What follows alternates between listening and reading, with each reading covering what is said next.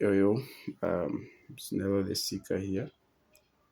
Um, I'm coming from Simon Amunime's Sit Down on Henok TV. I think that's what the YouTube channel is called.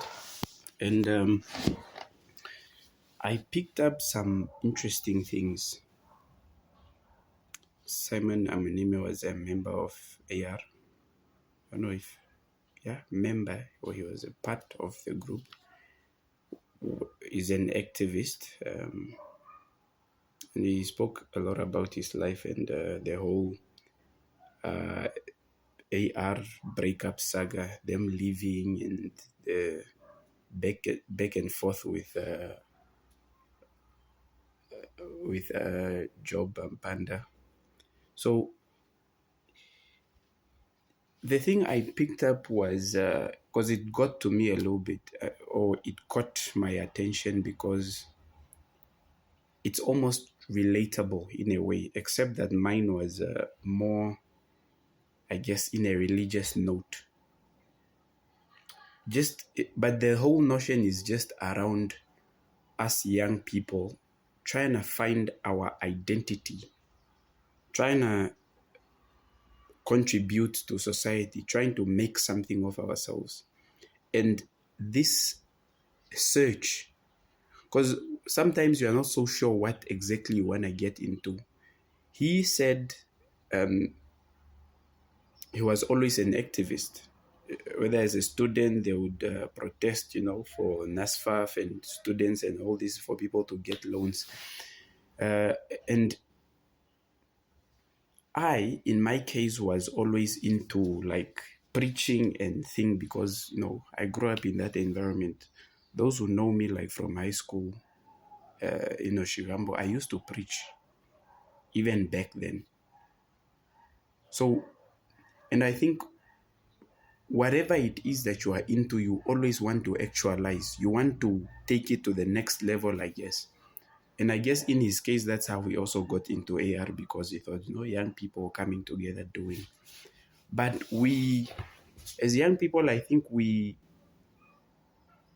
fall prey to being taken advantage of.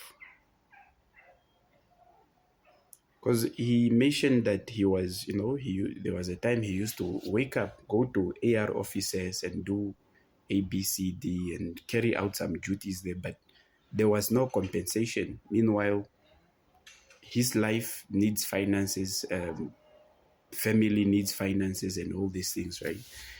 You sort of put your life on hold for this thing that something you actually do believe in, but sometimes in the end, it sort of gets to a place where it's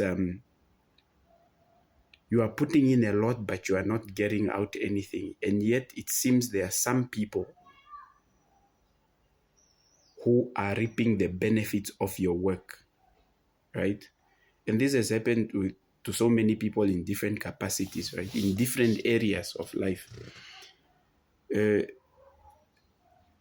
my case, it was religious, and I know there are a lot of people who are also like me. You devoted your life to this place, to this church. I see them around me even now, right? Those papa, mama, every day you are at the pastor's house, you are doing a. In my case, I went out there. I was sometimes I used to preach. I played keyboard. I was singing in the choir. But all those things, obviously, church is notorious for not paying people because apparently you are doing the work of God. But meanwhile, your life is like on hold, on pause, and the thing I think I didn't think before was I thought this thing was strictly religious, but it's not. From Simon Amunime's story, I now understand that there are some people in these political circles who are also giving their hard time doing everything, right? But there are some people who are obviously reaping benefits, but not the people who are doing the work. It's almost like that thing that says history always remembers the generals, but never the soldiers. So as young people trying to find our way in life, most of the times we become foot soldiers of some generals who I don't want to say they don't care, who do not, I guess, give us really the recognition or the give us the attention that we might deserve sometimes in certain things. Because it would be fair, right, for some of the, because some people always say, no, no one came here promising, to be. But if you are in a position, right, let's say you start something and there are people around you, they eat, they have families, they need to advance in life, there's at least something you can do for them, at least to give them something to keep them going. But there are a lot of young people being exploited in different circles. Especially, I will speak especially because Michael Amunime spoke of the political side, the fact that sometimes you put your life on hold. You think you have this thing, exciting thing. You are in the streets protesting, in the front lines, doing all the. Yet the while, your life is like was on pause. All you have is people know you, but you have nothing, no money, no job. You also run the risk of being blacklisted by the government structures that you are fighting against, and all these things.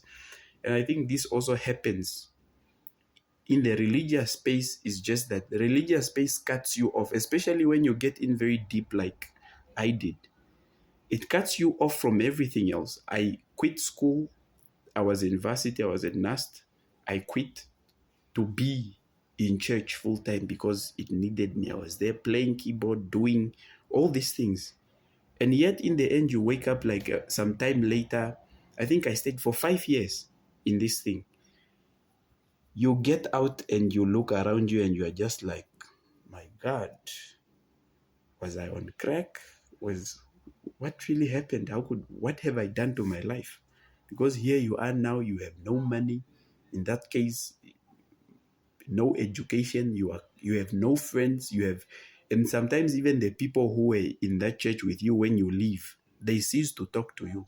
So you are an isolated individual with nowhere to turn to, because you have also burned bridges with your family. Most times you have. So young people, let us be careful, especially those young people. When you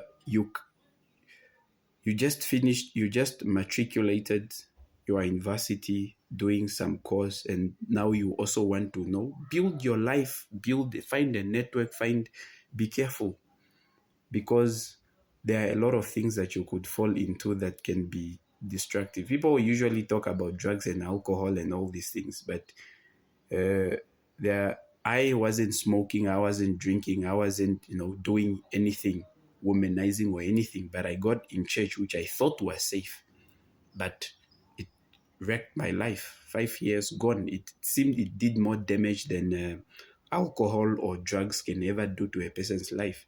So let us be careful as young people. When we see these figures, some people that we look up, try to follow, we try to emulate, let us be careful. I think like Saul always says, take everything with a pinch of, salt.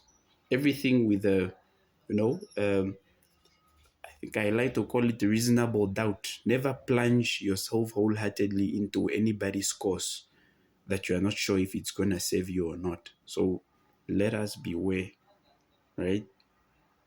As you build your life, you are finding your identity, you are not sure where to go, take, take your time. Don't plunge and lunge into anything that you might regret later. But on the flip side, some of these experiences also shape us. I guess we learn lessons that we could have never have learned anywhere else. And it's interesting. Simon said this as well, that you learn things there that you could never have learned in any university or anywhere else. And I guess in my religious experience as well, I've learned stuff that for life that you could not have learned anywhere else. So let us be careful. Let us tread lightly